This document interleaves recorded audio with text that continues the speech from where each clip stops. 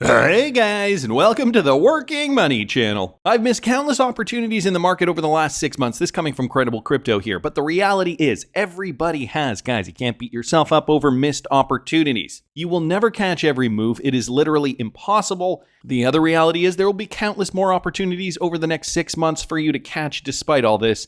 We are just getting started. Reassuring and uplifting words from Credible Crypto here on Twitter. And I got to say, considering Mr. HBAR posted this just yesterday, or actually rather today, only one more to go before we are the worst performing crypto asset in the space, then it can't get any worse than that. So XRP here in the last 90 days, at least down 5.3%. Whereas Monero is actually the worst performing asset, at least as of now, down 16.61% in the last 90 days. But guys, you cannot let this discourage you because the best is yet to come. Good morning, crypto here, just reassuring us of that. Reminder, XRP breakout always happens after Bitcoin all-time high. Remember in April 2017, while Bitcoin was surpassing all-time high, XRP was 90% below its all-time high, sparking concerns that it was going to be left behind, and then it went on a complete tear, up 70,000%, or roughly 65,000%, a 70,000% gain in 240 days during the crypto bull run. Do you believe XRP will repeat this process, or is this crypto asset being left behind once again? So what he is saying here, and guys, I got to reiterate this because if you are in XRP and if this is your first bull run or maybe second bull run and you got confused during the SEC lawsuit, I get that because that was a very strange bull run for XRP holders. This is what happened in previous bull runs. So I have a chart up here, just going to get rid of some of this, and I'm going to bring up the BTC chart to show you guys yet again what generally happens for XRP. So on the BTC chart, you guys can see BTC. I already have the lines up here. BTC did reach that all-time high, matching the 2017 high. And it did this back in December of 2020, early December 2020. And if you compare that to the XRP chart, right over here, I'm going to show you guys December 2020 here on the chart, early December 2020. Yeah, see that right in there. Early December 2020, right in here, okay? If you guys notice, it's actually, XRP was actually front-running the Bitcoin all-time high. So maybe we can actually get a good predictor, a good idea of when Bitcoin is going to surpass its all-time high when we see this XRP front-running. Now, the reason I say this was a weird bull run was because this is when we had the SEC lawsuit. XRP dipped in price, then shot right back up, and then kind of regained momentum here, stabilized, and then reached its inter-year high during the bull run, during the top of the bull run right up here. So if we were to just kind of exclude this black swan event, which I always like to exclude, although, it doesn't really give us the best kind of measurement, even though that's the case. XRP, early December, you guys can see by early November, actually, we'd already had seen it pump. So Bitcoin surpassed its all-time high right in here. XRP was already pumping right before that. And had we not seen this down and then up again, my guess is that we lost about, let's say 258% in there. We probably would have corrected a little bit and then continued our rally up, but we probably would have seen another 1,000%, guys. Something like that, 800, 900, 1,000% to the upside, probably higher than what we had actually seen. Now, if I bring Bitcoin back up here, you guys can see probably a little bit better of an example here from the previous bull run. The one from back over here, okay, when we saw all-time high here. Let me zoom out a little bit here. All-time high November 2013, broke past that right in here, April 2017, okay?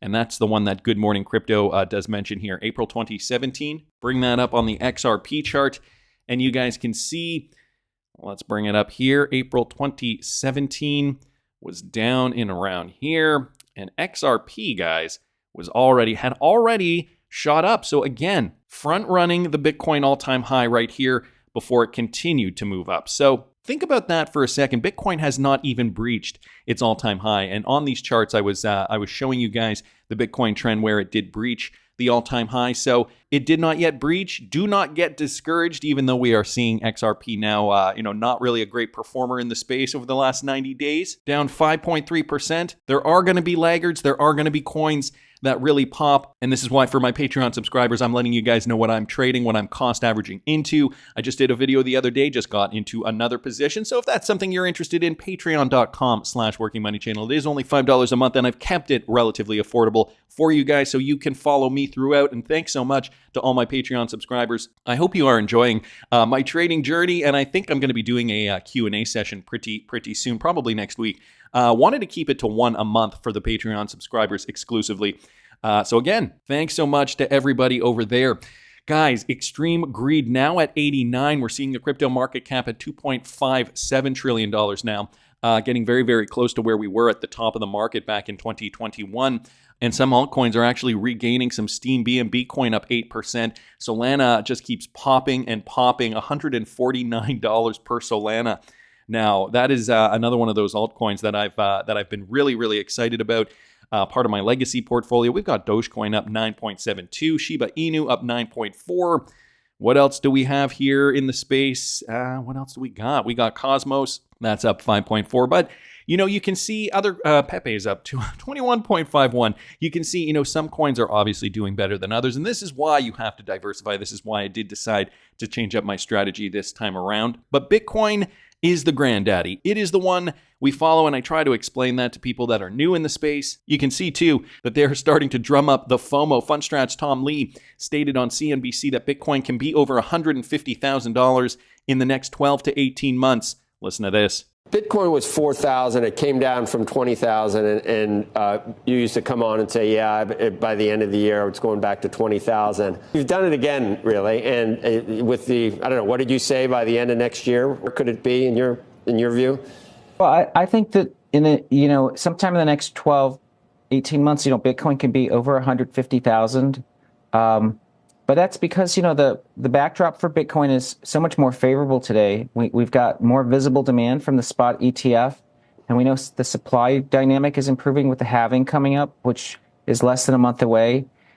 It does help that the Fed is becoming dovish.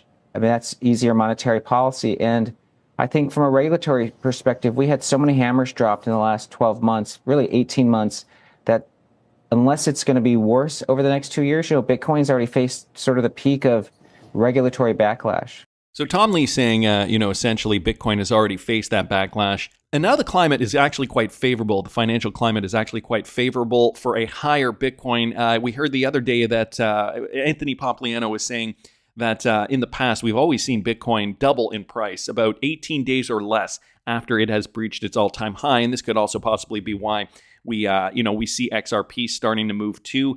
This is, my assessment, at least, the beginning of the euphoria phase. Once we do see Bitcoin break that peak, this is when we're going to see lots and lots of people start FOMOing in over the next several months after that. So looking very, very favorable for Bitcoin. Wanted to thank Good Morning Crypto there for posting that. Of course, Mr. Hubert, too, Incredible Crypto, who posted those two articles as well. Bitcoin Magazine also posted this. Federal Chair Jerome Powell reaffirms that the Federal Reserve cannot introduce CBDCs without a congressional approval. So I got some more to discuss with regards to Jerome Powell, but I also wanted to play you guys this clip here. Cynthia Lummis putting people's fears at ease, at least. Listen to this.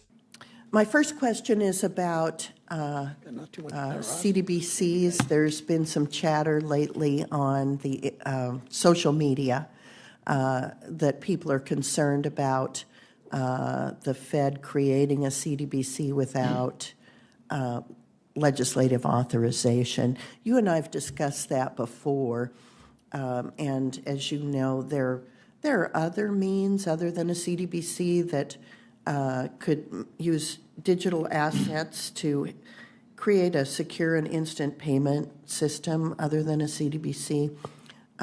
So the question is this: do you still agree that the Federal Reserve cannot introduce a U.S. central bank digital currency without congressional authorization? Yes, I do. Thank you. That's really calms people's fears, the people who are concerned that we could end up with something like the digital yuan that is used as a means of surveillance. So I think that will calm some of those discussions down. Thank you. So no CBDC, at least not in the immediate future for the United States. There does need to be a congressional approval, before they can bring one in. So can't just happen, kind of at the flip of a switch, which is good. I mean, that is at least some positive news here. Speaking of Jerome Powell, though, this one courtesy of Lee, Federal Reserve Chair Jerome Powell's alarming statement today. This was from yesterday. There will be bank failures. So he is already calling it, guys. Listen to this. There will be bank failures, but this is not the big banks. If you look at the very big banks, it's not a first-order issue for any of the very large banks. It's more, smaller and medium-sized banks that have these issues. We're working with them. We're getting through it. I think it's manageable is the word I would use, but it's a very active thing for us and the other regulators, and it will be for some time. There will be bank failures, not big banks. However, some of the smaller banks could fail. Seems like he knows exactly what will happen when the BTFP ends on Monday, March the 11th. So that would be this Monday coming up. Courtesy of Lee here. Now, Ashley Prosper also mentioning some warning signs, flashing red. So March 5th, the International Monetary Fund has warned that U.S. lenders' continued exposure to risk could spark a new financial crisis. On March the 6th, Federal Jerome Powell warns cutting rates could soon backfire as well. Also on March the 6th, Bank of America issues a warning of U.S. dollar collapse. That was a big one from the Bank of America. I talked about that a little bit in yesterday's video, which I will link up here in the top right-hand corner. March the 6th, Times Square billboard warns about a ticking time bomb of $34 trillion in national debt. So I did not see that Times Square billboard. However, that is very disconcerting.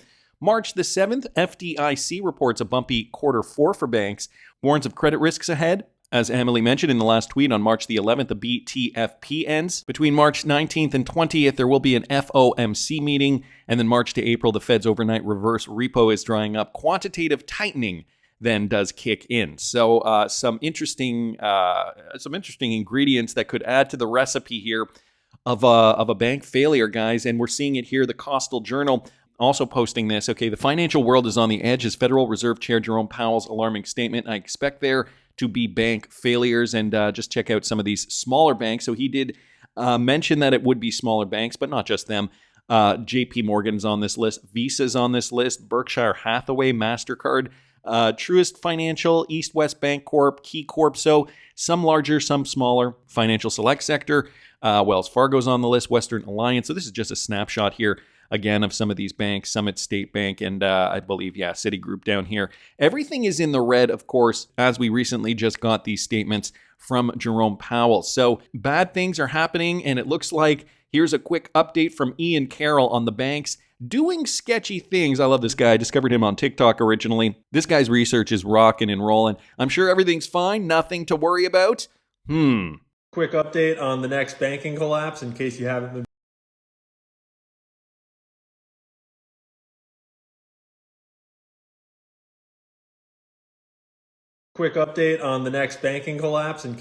been paying attention. New York Community Bank had a really weird after hours movement again today. I'm sure it's nothing. This is the daily chart for NYCB. This is the giant drop that first raised the alarm bells. But then everything was fine after that until another giant drop or two. And now here we are just treading water down in the $3 range. If we zoom out even further, they're down from a high of about $13. And if we zoom out even further, this right here was the banking collapses that happened last year. Just to illustrate that the weakness that caused those banks to collapse is probably not the same type of weakness that is causing regional banks right now to look a little shaky. They just did a $1 billion rescue deal with other investors. But don't worry, the news wants you to know that this is not indicative of a bank run. Everything's fine. Their new CEO is working on a new business plan. Things are so fine that they fired their old CEO, brought in this new dude, emergency, to fix everything. He's going to have a new plan ready by April? Yeah, by late April. It's going to be good. Besides, they have an insider from the Trump administration that was in charge of the comptroller of the currency in charge now, so it's all good. There's nothing to worry about. The economy's doing great. Your groceries are cheap. The national debt is just fine. Inflation is totally under control. Don't worry about any of it. Have a nice day. This guy's great. If you're not following him on TikTok, I suggest you do. He comes out with some great stuff. I guess he's here too on Twitter. I will link this tweet in the description of the video for you guys. So wanted to thank Ian Carroll there for posting that. So the Basil Committee report released did show that U.S. American banks are absent from crypto custody due to the SAB 121 by the SEC. Now, Moving back to the financial sector and American banks, this ruling, once overturned, will usher in a bank run on crypto assets to custody for their clients. So this just came out recently too. The Basil stats show American banks active in crypto for clients and European for custody. Today, the Basil Committee on Banking Supervision published the latest Basil III monitoring report, which gathered data on 177 banks globally. Just 28 banks disclosed crypto asset exposure for the 6 months to June 30th, 2023. Digital asset custody figures rose about 79% to 4.4 billion euro across the banks. However, comparatives may not be reliable. The reason I mention this is because we also got news from Jerome Powell that a new Basel III proposal could get done by the end of the year. Listen to this. Process of amending the Basel requirements, have you guys made a decision about where to set the threshold yet, and when do you expect to set that threshold? We haven't made any final decisions. We put out for proposals some months ago a proposal, and we've gotten a lot of comments, as I'm sure you're aware. We're chewing through those and digesting them, and we're just beginning now to sit down and talk about the changes that we'll appropriately make to the original proposal. And when do you expect to sort of issue a final proposal? I think it's going to take some time. I think it's more important to do it right than it is to do it fast. My guess is we'll get through this and be done over the course of this year. But it could be faster than that. It could be slower than that. But over the course of this year sounds fairly optimistic coming from Jerome Powell yet again. So wanted to thank XRP Drops and Chad Steingraber to bring this point up with regards to the Basel standards. Of course, the powers that be and mainstream media, I guess, trying to alleviate our fears. But when you look at the data, the proof is in the pudding, isn't it? So it's always important to read between the lines, as Ian Carroll does, looking at the information and not just listening to the mainstream news. Customers are pulling out their cash, but it's not a bank run. No, that's just the definition of one.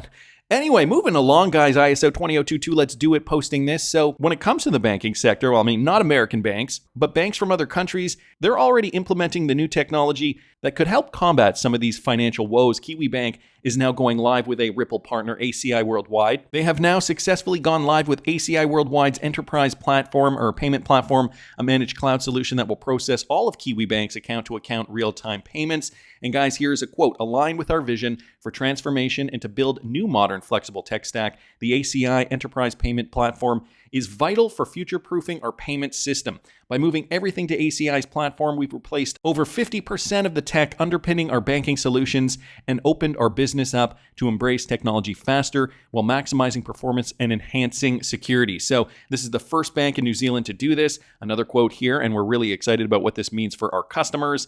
Working with ACI to move its infrastructure to the cloud provides Kiwi Bank access to cutting-edge technology and scale to streamline operation of multiple and growing payment services.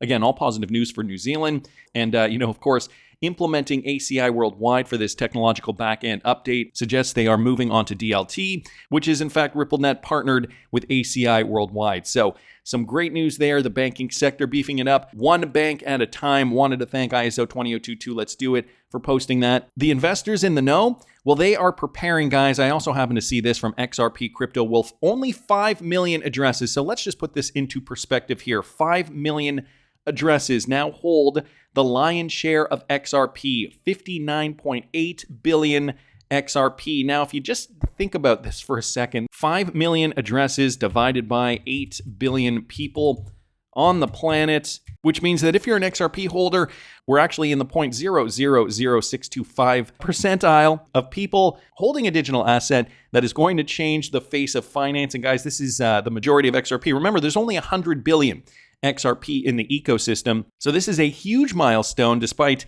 what we have seen with price. The increased adoption and distribution with over 5 million accounts currently holding 59.8 billion XRP according to this most recent data.